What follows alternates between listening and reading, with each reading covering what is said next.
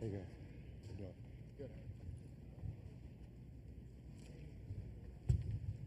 5 for 6, 3 for 3 from 3. That's pretty good. All right, we've been joined by Iowa.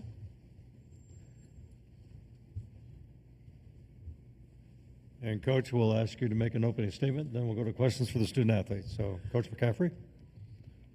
Just really proud of the guys. Played really hard. Probably as good a defense as we played all year long. Couldn't be more proud. Questions for the student athletes, please. Raise your hand. We'll get a microphone to you.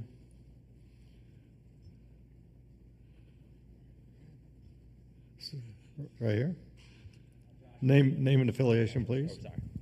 Matt McGowan with the Daily Iowan. Brock Harding, I know you had that turnover at the end of the game, made it up with that 3. Kind of what was going through your mind after that turnover and have that comeback like that?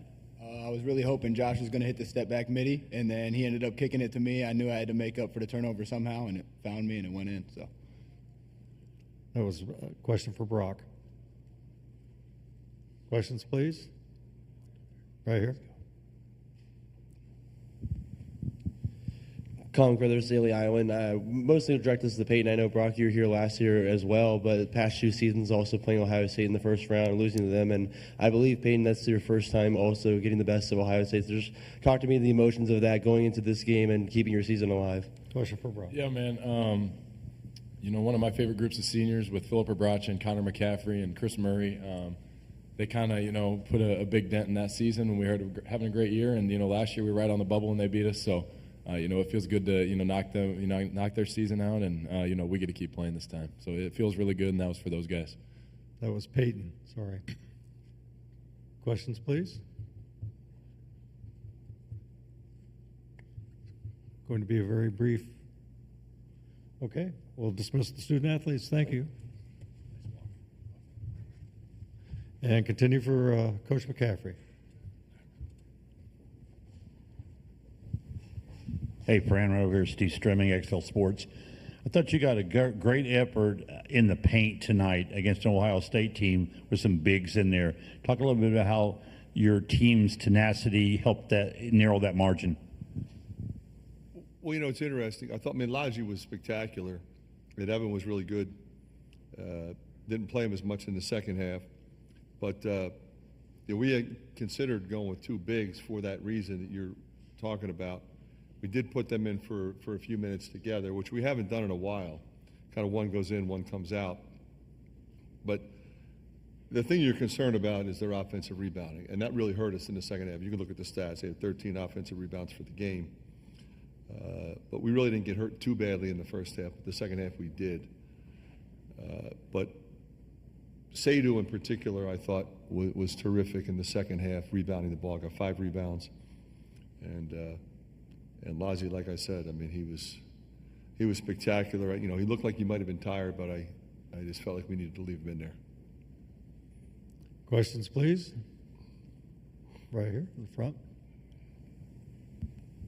I'm Matt McGowan, Daily Iowan. Friend, I know kind of a rough start for your team, but with the turnovers, not scoring any points for the first 3 or 4 minutes. What was key to that turnaround? They were 1 for 10.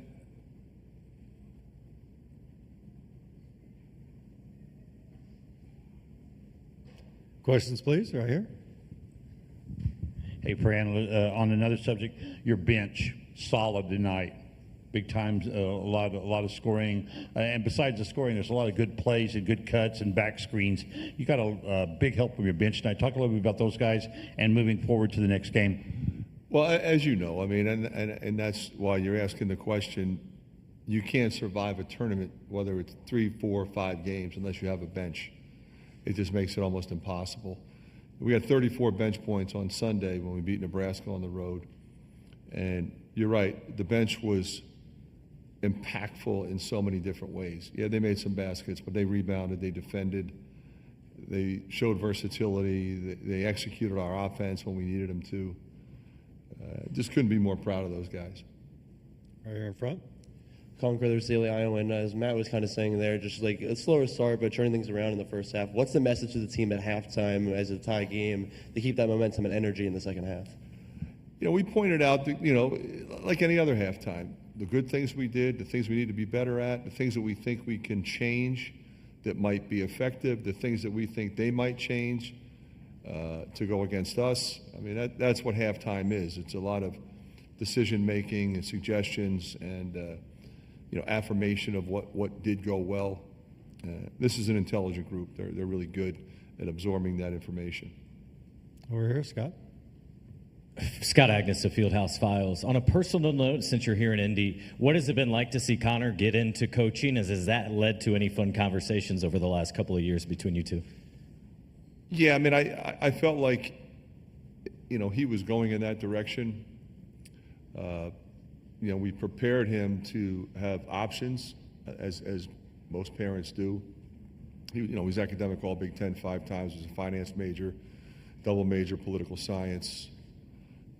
And I wanted him to have the option to do it. If he wanted to do it, would help him in any way I could. Fortunate enough to get hired by, the Pacers, and what a phenomenal opportunity that was for him to learn from Rick and Jim Boylan and Lloyd Pierce and just be around that staff and learn from Chad Buchanan. Just a really classy organization with great culture. And, that's what we have here. So that's what he's used to. Then to go to Butler to work for Thad. And with that staff, more great culture. Just a great place. I mean, I'm thrilled for him. He's loving it. He's learning a lot. And he's grinding like you have to, or especially early in your career. Questions for Coach? Right here. Matt McGowan with the Daily Iowan. Coach, you talked about Brock Harding's growth this season. What does it say about him to be able to turn a turnover into that pretty much game-winning 3? Well, you think about him. I mean, he came in. He was Mr. Basketball in the state of Illinois. That's pretty impressive. And he was really good for us last year. But he was a freshman, learning, playing behind, a senior. So he comes back in the summer determined to earn a starting position, and he did. Then as the season went on, we ended up sliding Drew into that starting position and taking him out. And that's the definition of character. He just kept going, and so impressive with how he competes and how he impacts the game when you put him in. And a lot of times he finds himself on the floor at the end of the game. And he's tough, he's smart. He has that ability to come back after a turnover, because he had a couple before that, when that shot left his hands, I think we all knew it was good. Couple more for Coach. Colin Gross, Daily Iowan. After today's win, do you still feel comfortable going into the game with Illinois with the same style, or do you think that some things will have to be adjusted in tomorrow's contest? Yeah, every game is different. I mean, that's an incredibly talented team. They're really big. So going back to your question, we're going to have to really shore up that tomorrow, whether that means, we have to play more bigs or, just, I think, stay out of foul trouble if we can, because they not only have those guys, but they've got drivers and shooters. And it's really one of the more talented teams, I think, throughout the course of the year. They've been one of the most impressive teams that I've watched. I know they had a little bout with the flu bug, and they took a step back, but they just kept coming, and we'll have them ready. Anything else for Coach? All right, thanks, Fran. Thank you. See you tomorrow.